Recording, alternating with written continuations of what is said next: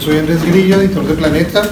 Muchas gracias por acompañarnos en esta bella librería Nada para la presentación del libro Diosas, Brujas y Vampiresas, una nueva edición revisada y aumentada de una obra ya clásica de Susana Castellanos de Subirija. Susana es literata, especializada en educación y tiene una maestría en Historia de las Religiones.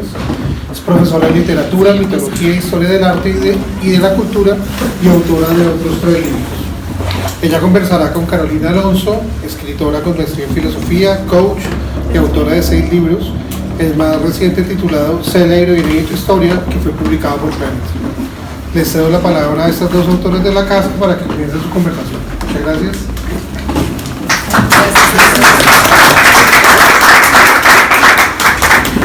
Bueno, pues primero te cedo la palabra para que saludes a estas personas que vinieron a escucharte. Bueno, en primer lugar, muy emocionante, muchas gracias por estar acá, me emociona verlos a todos.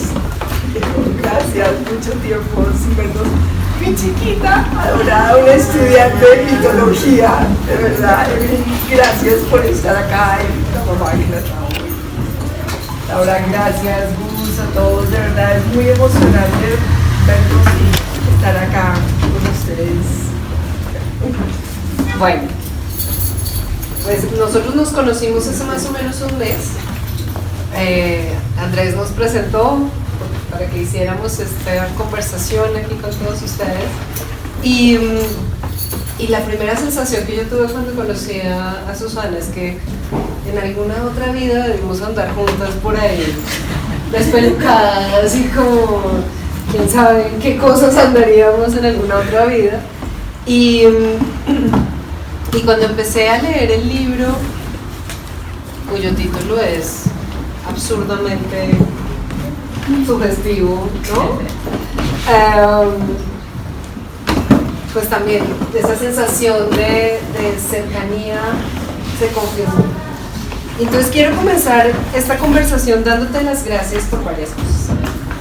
Una es porque este libro no me lo esperaba, yo no sabía muy bien qué iba a encontrar, pero resultó ser como un estudio de mitologías comparadas. Obviamente con un foco particular en un tema específico que es lo femenino, pero además de ser como un regalo en términos de información, ¿no? O sea, como ¡wow!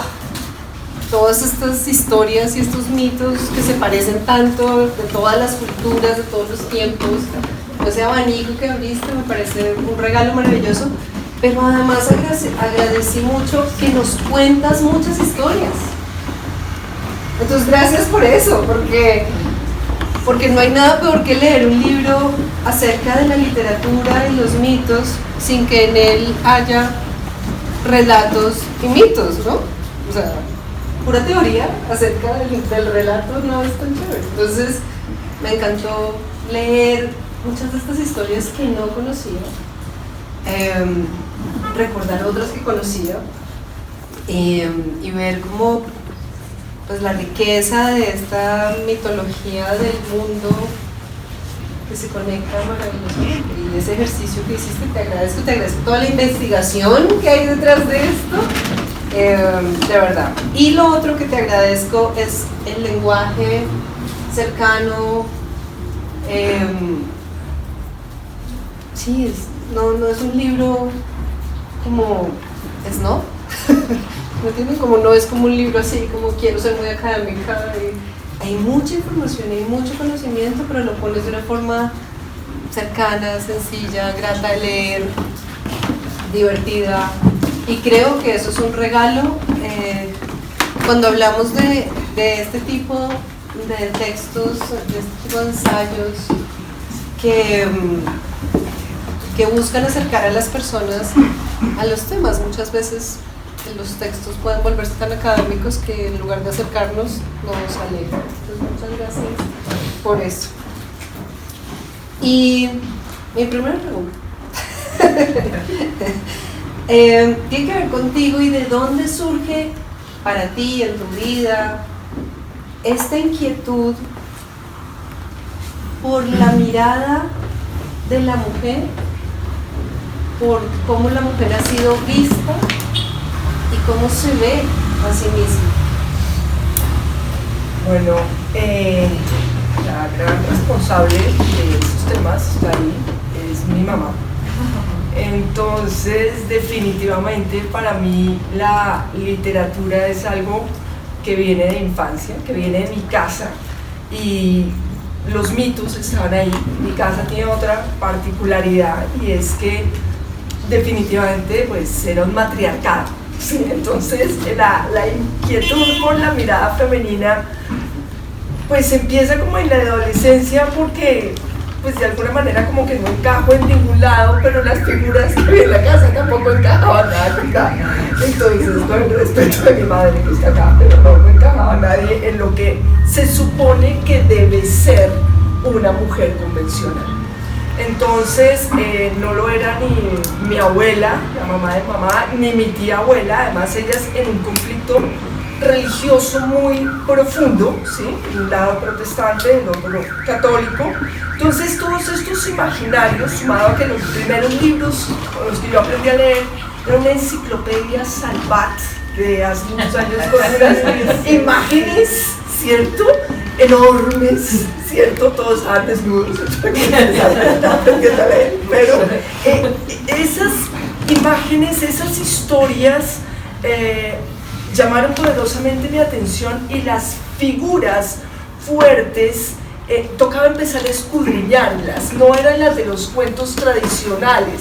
Entonces el tema de diosas, brujas y vampiresas es porque pues hoy en día yo ya tengo conflictos, porque en la adolescencia uno empieza a identificarse más como con el aventurero, ¿sí? Yo me acuerdo con Indiana Jones, yo quería ser Indiana Jones, yo no quería que me rescatara Indiana Jones, yo quería ser Indiana Jones. Entonces, todo esto empieza uno a pensar, ¿dónde hay personajes femeninos interesantes? ¿Cuáles son? ¿Dónde están? Que sean autónomos. Y empiezan a aparecer. Mi mamá también me regaló en algún cumpleaños de 1000 años un libro de Cleopatra, ¿te acuerdas, Gorda?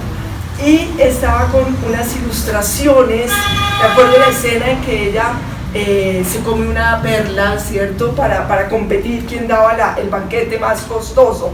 Entonces son unas figuras apasionadas, poderosas. Yo era muy niña, pero empiezas tú a ver, existen, hay que escudriñar un poco, como en general con los personajes femeninos interesantes a lo largo de la historia, pero están ahí, siempre han estado. Entonces, esto me pareció apasionante, y es de esa inquietud que surgen los libros de mitología. También tenía que leer Vidas Ejemplares y de Santos. O sea, yo tuve que leer muchas cosas, pero empecé a sentir más afinidad por las hechiceras que por las santas, aunque ahorita estoy repensando el tema. Y entonces, cuando estudié literatura en la universidad, ese siguió siendo mi tema. Entonces, como tú decías, sí, esta ha sido una investigación de muchísimos años. De alguna manera ya estaba en mi tesis de grado de literatura, y siguió en otros cursos hace muchos años. Entonces estaba también esa investigación, pero con una mirada diferente. Entonces ha sido un proceso de muchos años que espero que a ustedes les guste, porque refleja también lo que ha sido un poco el proceso de mi vida alrededor de estos temas de lo femenino. En ciertos momentos de la vida uno tiene más énfasis tal vez en las hechiceras apasionadas, desgarradas, ¿cierto? Y llega un momento después en que uno prefiere las sabias más calmadas. Entonces, eso definitivamente tiene que ver con un proceso interno, y de alguna manera se ve reflejado, ¿sí?, en el libro. Sí, antes es como, sí, el desgarre, pues esto, y después ya es como, pues sí, chévere desgarrarse, pero no sé si tanto.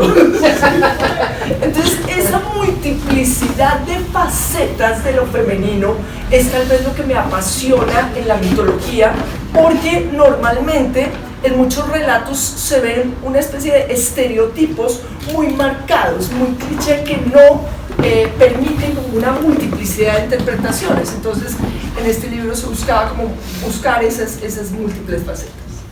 Bueno, pues me encanta y de acuerdo contigo, creo que uno va cambiando de modelos a hacer. El subtítulo del libro es Manifestaciones del Poder Femenino. Y obviamente el libro habla mucho acerca del miedo a esas manifestaciones del poder femenino. Háblanos un poquito de ese miedo al poder femenino. Originalmente, cuando surgió este libro hace 1000 años, aquí hay presente, era el miedo visceral del hombre a la mujer. Parte de lo que ha cambiado en este proceso de 13 años, aunque nos sentamos un poco, que ha pasado mucho tiempo, parte del tema es, ya no es tan importante si nos tienen miedo los hombres o no, sino es un tema interno, es un tema de ¿qué haces con ese poder? ¿Cómo te ves a ti misma? Y creo que parte de la reflexión que está ahí es cómo nos vemos a nosotras mismas. Y eso es diferente a que nos ven y tenemos miedo. Sí, el otro pues puede hacer muchas cosas con su miedo, no lo sé. Pero ¿qué hace uno con esas emociones que ni siquiera uno sabe manejar? Y cómo, pues esto no es un libro de psicología, es un libro que habla de las aproximaciones en la mitología a esas situaciones, a esos efectos. Algo que me encanta, que pudiste ver, es esa necesidad de las hechiceras de amarrar un héroe, ¿sí?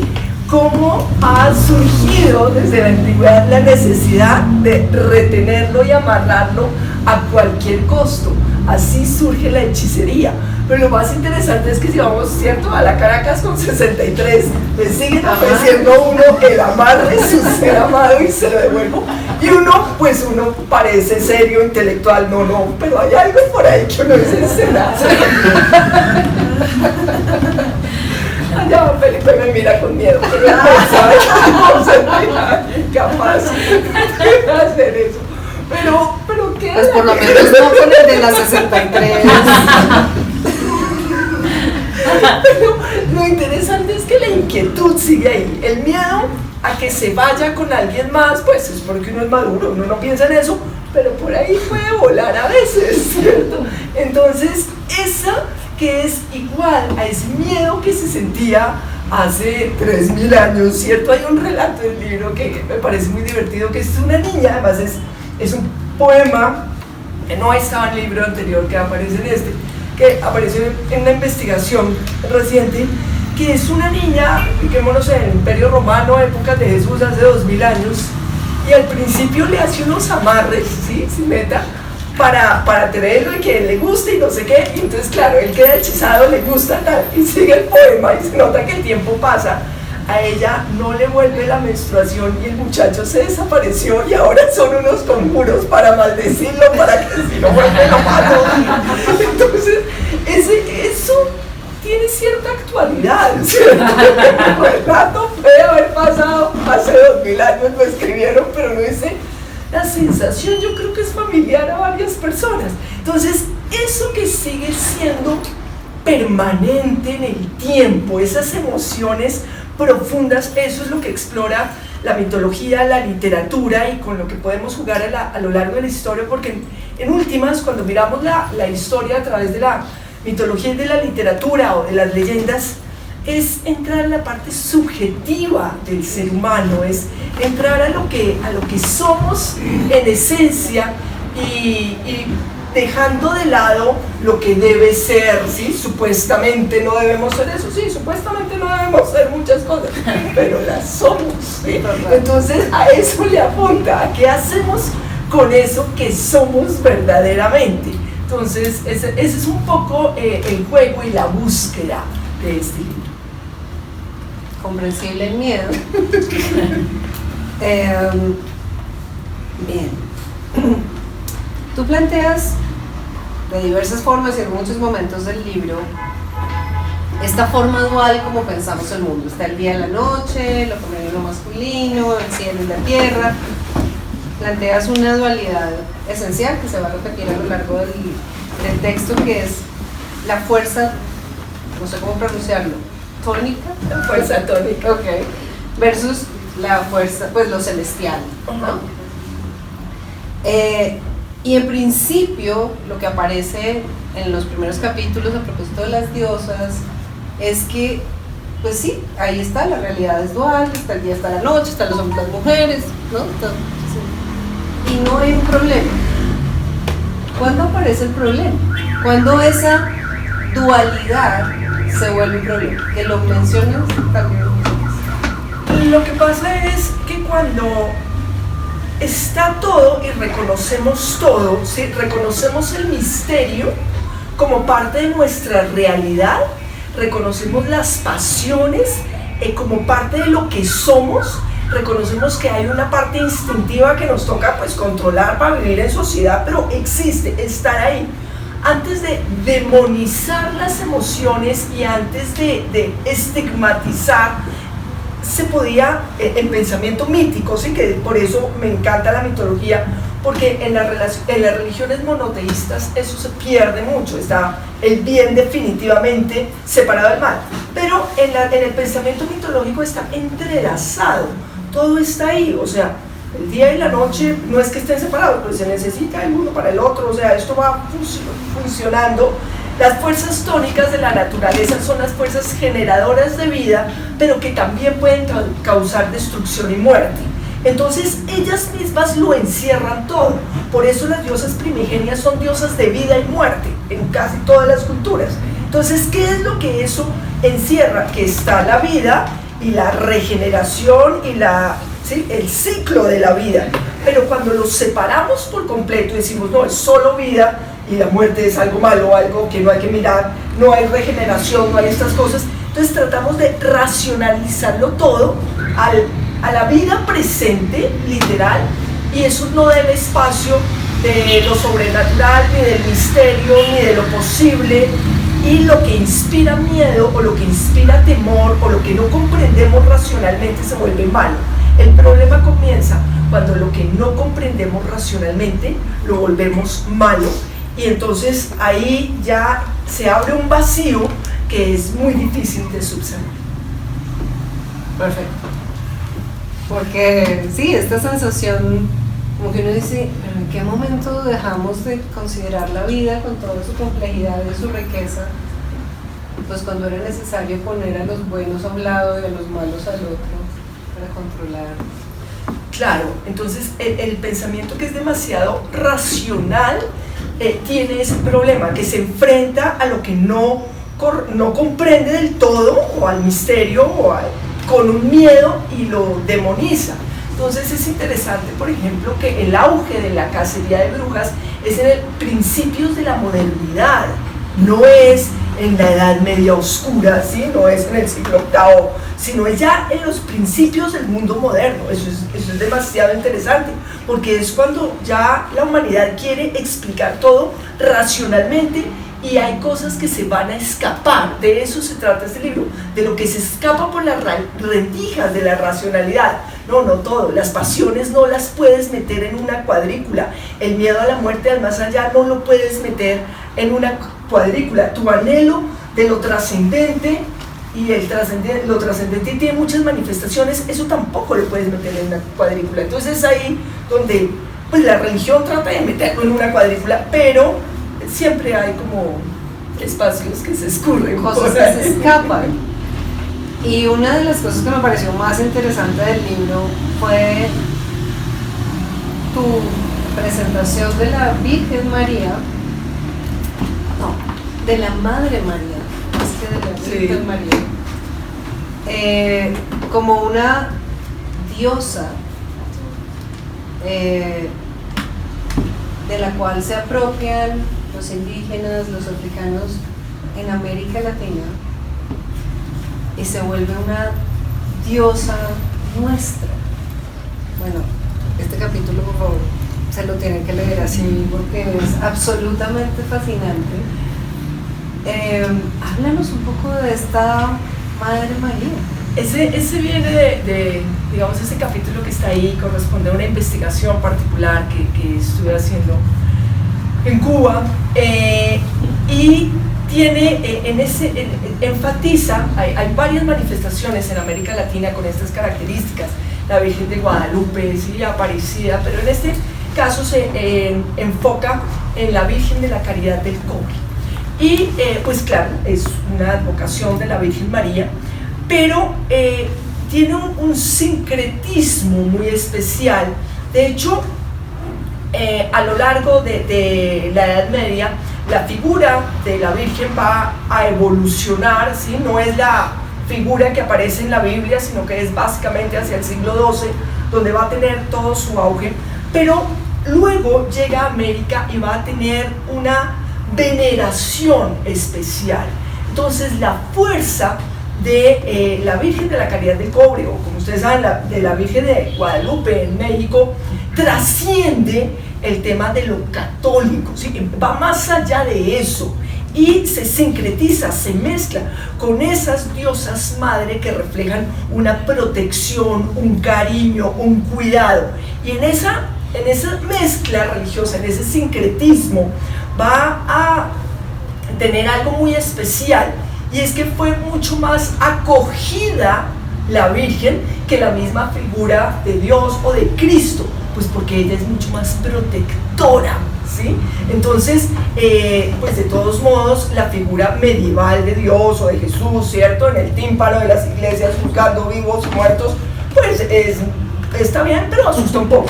Entonces, la figura de la Virgen viene a proteger, a ser equivalente a las diosas madres, a tener la misma función mediante un proceso de sincretismo, y por eso ha sido tan fuertemente acogida. Y en Cuba, tú preguntas, pues que si la Virgen del Cobre es la misma que estaba en Belén, ¿cierto? Con el niño Jesús, y eso, pues no, ¿sí? La Virgen del Cobre es de aquí, del Cobre, el Cobre es un pueblo, entonces como, no, sí, es como propia.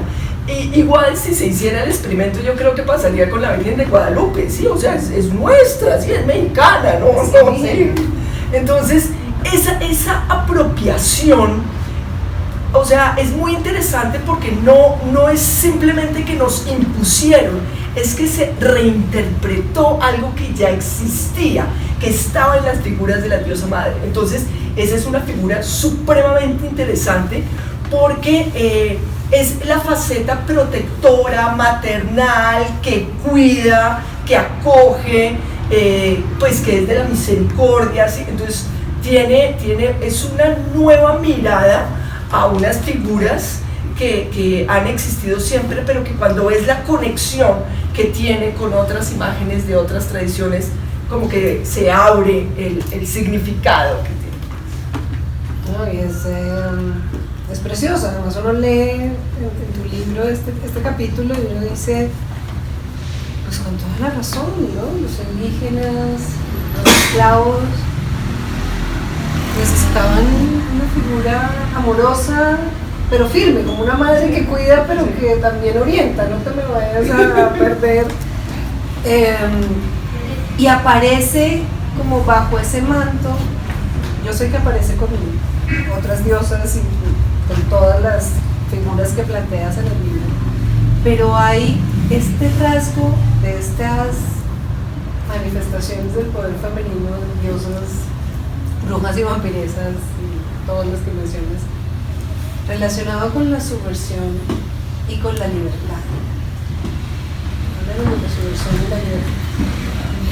Ese es algo muy interesante porque el poder femenino ha existido siempre. Hablemos en las diosas, son diosas de la noche, entonces lo masculino se ha asociado con la razón, con el sol. Esto es a nivel simbólico, en el libro lo explico un poco más, a partir de Jung, de los arquetipos, todo esto, pero esa tensión que existe siempre entre lo que hablamos hace un momento, la hegemonía que quiere mantener lo racional, representado con el día, el sol, las montañas, dioses del cielo, Y lo otro que está ahí, latente, que es lo que está como al borde de generar la vida, de reventar, lo que genera los procesos de transformación, va a ser simbólicamente lo femenino siempre. Y esos procesos de transformación están asociados al concepto de lo subversivo, de lo que cambia, de lo que se enfrenta a lo establecido de muchas maneras. Entonces, como decíamos hace un momento, lo que recuerda que el pretendido equilibrio racional no funciona siempre, sino que en algún momento se va a hacer una burbuja y va a reventar y algo va a pasar, algo va a cambiar. Esos procesos de transformación se han identificado con lo femenino, y los procesos de transformación simbólicamente están asociados a lo subversivo, a lo que cuestiona, a esa fisura, a esa grieta que se abre, ¿sí? Una rendija que puede volverse cada vez más grande y enfrentarte al abismo. ¿Cuál es el abismo? Enfrentarte a la nada, el vacío, los cuestionamientos existenciales, o sea, a que hay algo más allá del piso firme que creemos caminar. Y en los últimos años, en nuestra cultura, la reflexión sobre lo femenino, una nueva historia de las mujeres, de la vida íntima, una reflexión acerca de los arquetipos femeninos, esto está ahí. Es una conversación que cada día crece y crece, como se siente necesario.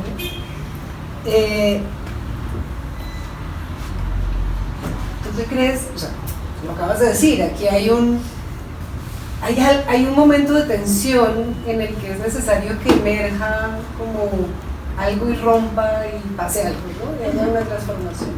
¿Tú ves eso en nuestro momento? Digamos, este libro se inscribe en esta conversación que parece estar requiriendo que algo explote, que algo cambie, que algo... No lo sé. Es interesante la pregunta porque no lo sé. Porque creo que los procesos tienen que ser individuales, no colectivos. Entonces, en principio, surge de un individuo que se cuestiona, ¿cierto? Hombre o mujer. Si ya se masifica y se vuelve norma, qué susto, ya no es tan chévere, ¿me explico? Entonces, en la medida que sea como para ayudar a que alguien entre como en sus procesos de reflexión interior, sí. ¿Por qué te digo que no lo sé? Porque es que el libro no propone nada distinto a mostrar, ¿sí? No está abanderando ninguna ideología en particular, es una exploración para que cada cual concluya lo que quiera. Entonces, eso es lo que me interesa, ¿sí?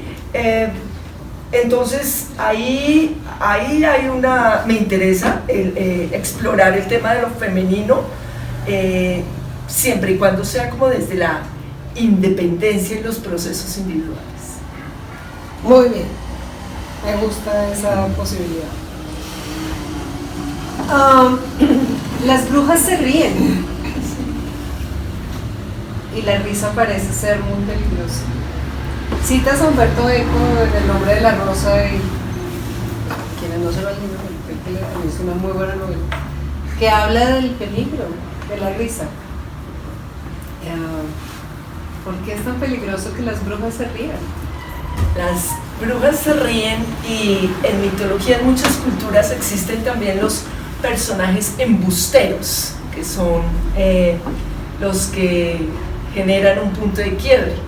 En la mitología griega, por ejemplo, está Hermes, ¿sí? Que interpreta, se burla, se ríe, es bastante travieso. Y equivalentes, ¿cierto? Está el lenguaje en afro, pero la bruja tiene unos elementos similares a estos que les hablé. Ella maneja el destino. Ustedes saben que parte de los poderes de las brujas es ver el destino o tratar de controlarlo, lo que sea, y además se ríe, ¿sí? Entonces, eso, imagínense que es, por eso les mencionaba ahorita el lenguaje, es un orisha, o sea, es de la burla también y del destino. Tú te estás enfrentando a lo más profundo del destino, y además se burla, ¿sí? Porque no es como apolíneo, no es racional, el destino no es lo que toca. La bruja viene además de unas figuras de la mitología griega que son las moiras, tiene raíces ahí, y ellas se ríen y tienen la vida humana, pero no la con cuidado y con cariño, sino jajaja, y entonces eso es aterrador, pues si se están burlando mientras determinan el destino humano, hay algo aterrador. Entonces, ese tema de burlarse, pero ser poderoso, es romper la autoridad establecida. La risa, el humor, ¿cierto? Hoy en día, ustedes saben, los caricaturistas pueden romper, ¿cierto? Cimientos de lo establecido, y lo que están haciendo es un dibujito, ¿cierto? Pues, y esto pues puede ser catastrófico, como hemos visto a veces para ciertos grupos. Entonces, ese es el poder del humor. Y pues todos ustedes se acuerdan que la bruja se ríe. Eso hace cualquier bruja, o sea, eso lo tenemos en el imaginario. Entonces, ¿qué es lo que se está haciendo? Se está burlando del poder establecido. En el cuento será de los que creen que lo manejan, que usualmente es el héroe, ¿cierto? Es lo masculino. Entonces, es hacerle creer. El héroe cree que está del lado del bien, de la razón, hace lo que toca, ¿cierto? Y en los libros de caballería además está del lado de Dios y todo eso, no tiene todo a su favor. Ella le dice, ¿te lo crees? O sea, es recordarle a uno lo vertiginoso del destino, ¿sí? No es lo que te crees, hay algo más fuerte que tú. Entonces, de un poder simbólico muy poderoso. Y además la bruja se ríe, aparenta ser joven, ¿cierto? Cuando es ese juego de los engaños, de recordarte que la realidad no es la que crees, que todo puede ser un sueño, ¿sí? Es absolutamente fascinante y tiene una multiplicidad de interpretaciones de acuerdo a lo que estamos viendo. Peligro de perder el control, que al final es como el gran peligro. Exactamente. Bueno, estas mujeres, diosas y formas, ni mujeres ni diosas, tienen acceso o tienen el poder sobre los aspectos fundamentales de la existencia: el amor, la relación entre la vida y la muerte y el conocimiento. Elige uno y habla de los.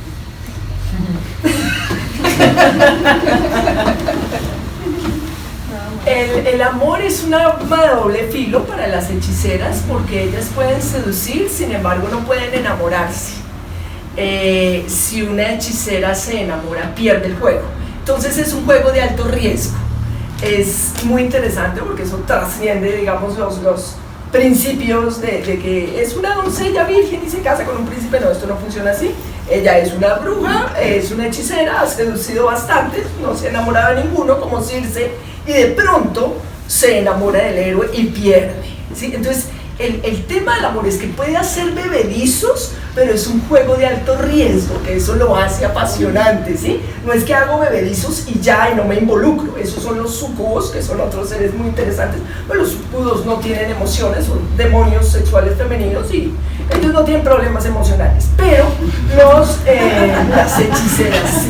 Entonces, el tema del amor es una fuerza, es un poder, pero es también como una bomba de tiempo, ¿sí? Ese es por un lado. El tema del conocimiento. Por eso algunas eligen la virginidad consciente como claro, la manera de librarse de ese. Ese es un tema interesantísimo, el tema de la virginidad consciente, que está representado en unas diosas, que eso también es nuevo en este libro, que son Atenea, Artemisa, Hestia, porque es una faceta hoy en día poco explorada de lo femenino, y las diosas vírgenes en la mitología griega son diosas que optaron por no ser débiles. Entonces Atenea decidió, ¿cierto? Yo no voy a meterme en enredos con nadie. Artemisa también y Hestia, y eso las hace más fuertes, más invulnerables, porque los puntos de quiebre femeninos siempre van a ser las emociones, ya sea la maternidad, ya sea ser esposa, ya sea necesitar sentirse deseada. eso genera unos puntos de debilidad. Las que no, pueden ser más implacables, siguen siendo femeninas, hermosas, todo, pero no tienen esa especie de sifón emocional por donde se va todo, ¿sí? Y logran mantenerse. Entonces, dentro de la multiplicidad de propuestas de lo femenino en estos arquetipos griegos, que es que hay muchos y eso es lo interesante, estas tres son como wow, ¿sí? Le hace uno pensar como es una propuesta que es más válida de lo que se ha querido mostrar hoy en día, donde pues se juega mucho más o a la guerrera, ¿cierto? A Artemisa, o se juega a Afrodita, sí, pero las otras posibilidades que existen también tienen su encanto. Muy bien.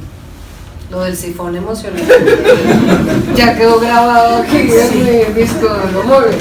Háblanos del conocimiento. La sabiduría propia de las hechiceras, la que representan las diosas, es un conocimiento intuitivo de la naturaleza, que es diferente al conocimiento racional. Se podría asociar, si tú quieres, con eso que se llama sexto sentido, ¿sí? Con eso que es, pero no solo de saber dónde está, y no me lo dijo, sí, que también lo sé, aunque no me lo diga, pero de todos modos es el uso de las plantas, la relación con la naturaleza, ¿cierto? Con la cocina, con la maternidad, ser parteras, comadronas, ese conocimiento de la naturaleza física y emocional, ¿sí? Eso es lo que viene como intrínseco, y sí, de alguna manera con la maternidad, con estar asociado a la cocina, con observar, ¿cierto? Entonces es diferente a nivel literario, son diferentes las hechiceras y los magos, ¿sí? Los magos de alguna manera es un conocimiento más racional, son alquimistas, de ahí se desarrolla eventualmente la ciencia o lo que sea. No, esto sigue siendo un contacto con lo trascendente, además lo trascendente que no pretende ser bueno, ¿cierto? Sino por ahí puede ser medio oscuro. Entonces, esas fuerzas de la naturaleza es algo interesante. Alguna vez aprendí una palabra que no uso mucho porque suena muy pretenciosa en los libros, pero es lo preternatural, que es lo que está, sí, lo sobrenatural es comunicarse con lo que está arriba, más allá de lo natural, y lo preternatural es allá abajo. Sí, ellas es de las raíces de la tierra, ¿sí? El conocimiento de Perséfone, de comunicarse con los muertos, de saber qué va a pasar en el más allá. Ese es el conocimiento que tienen las hechiceras. Por eso en los relatos son ellas las que llevan a los héroes al mundo de los muertos. Ellos no podrían ir si ellas no les indican cómo. ¿Okay? Bueno, y el tema central que recorre y que tienen en común todos estos personajes es el poder de la sexualidad. Seductoras, inquietantes, libres sexualmente, gozosas. Sí, hay unas también neuróticas. Las que no pueden disfrutar del placer sexual. Pero hay todo este tema del cuerpo, no solamente con la sexualidad, que va a ser como evidentemente lo más demonizado de lo corporal. Pero está esta relación con el conocimiento de los propios deseos. Es exactamente eso.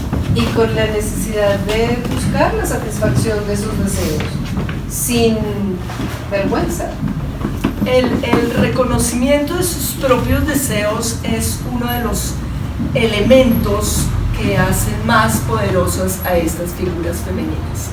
Entonces, y ahí plantea lo difícil que ha sido a lo largo de la historia para los personajes femeninos reconocer sus deseos como propios. Y es así donde entra como, no, yo se supone que debo querer tal cosa, pero esa presión sigue existiendo hoy en día, ¿sí? De alguna manera, lo que yo se supone que debo querer es esto. ¿Dónde está lo que de verdad quiero, sí? Esa fuerza, ese reconocimiento de sus propios deseos, ese digamos, anhelo por plantear quiénes son y explorar su propio espacio en muchos niveles, no solo el sexual. las diosas también lo hacen a nivel intelectual, ¿cierto? Y a nivel intelectual no solamente racional, sino el espacio de los misterios, o sea, son como muchos espacios en los que se posesionan, y este es mi espacio, esta soy yo, aquí estoy, y nos relacionamos desde mi existencia, más allá de ser tu acompañante, que ese es uno de los conflictos entre Zeus y Hera, ¿cierto? Ella es la diosa del Olimpo, él le pone los cachos, pero ella lo puede derrocar, casi lo derroca en un momento dado, y el motivo es pues, que le está haciendo infiel. Eso no es un motivo administrativo, ahí viene todo el conflicto, pero ella está diciendo yo estoy aquí, es decir, yo estoy aquí, es algo que es un hilo conductor en todo el libro. Bueno, antes de dar paso a la conversación y a las preguntas que ustedes quieran hacerle a Susana, quiero leer el poema con el que abres el último capítulo. Esto es un spoiler, pero es que no lo puedo evitar. Es un poema de Doris Lessing. ¿Lo quieres leer tú? ¿Quieres leer? Se llama La alegría en soledad. Bueno, no sé, así se llama el poema. Ser rebelde lleva la vida entera. Borrarte los privilegios de la piel, inscribirte en la soledad del desacuerdo, dejar atrás a los usurpadores. No hay premio a una rebelde, más allá de poder regar sus flores en el tiempo que apropia, salir a dar de comer a las aves una mañana donde el capital devora, sonreír con los dientes maltrechos ante la desventura del desayuno, ser indigente en la casa que nadie sueña. Los rebeldes saben de qué están hechos los premios, rechazan los mendrugos que lanza la mano del opresor. Una rebelde tiene como único premio la vida, porque de ella nadie se apropia, en ella nadie la usurpa, porque es la única tierra propia de cada rincón donde duerme. Su rebeldía alcanza siempre a cobijar el desánimo del progreso, y si de paso una rebelde tiene la alegría en soledad, ha vencido al mundo. Esto es de Doris Lessing y es el poema con el que abre la reflexión final. Me parece preciosa, ya no voy a hacer más spoiler. Y para cerrar mi parte en esta conversación y abrir la conversación con ustedes, de verdad una vez más gracias. Les recomiendo así, con el corazón, la lectura del libro. Aprenden, se divierten y piensan mucho. O sea, tú dices que es puramente como para mostrar y como que no tienes ninguna intención particular con esto, pero creo que a hombres y mujeres es un libro que nos hace reflexionar acerca de lo que tenemos y de la necesidad que también tenemos de reconectarnos con el misterio y con la riqueza de la vida y dejar atrás la simplicidad de lo bueno, lo malo, los justos y los pecadores. Creo que es una obra que nos ayuda a pensarnos en este tiempo y a tratar de identificar qué es lo que queremos y qué es lo que juzgamos que es nuestra propia libertad. Entonces los invito a leer y ahora toda suya. Muchas gracias.